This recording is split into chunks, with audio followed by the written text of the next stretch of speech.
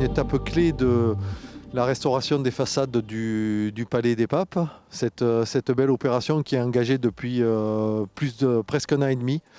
Donc on a fini la première tranche de travaux qui concernait le traitement de la façade de l'aile des Familiers et de la tour campane. Ces travaux de restauration de la façade étaient d'autant plus nécessaires que ça faisait un peu plus d'un siècle qu'il n'y avait jamais eu d'intervention majeure sur ces façades. Les travaux qui ont été réalisés ont consisté à une restauration douce et respectueuse de l'histoire de ce bâtiment.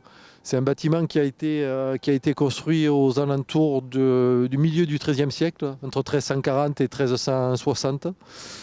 Et donc ce bâtiment avait subi les outrages du temps. La pierre était passablement encrassée et même passablement dégradée. On a noté sur les angles de la tour campane un manque de matière d'à peu près 40 cm de pierre, donc qui était dû à l'érosion.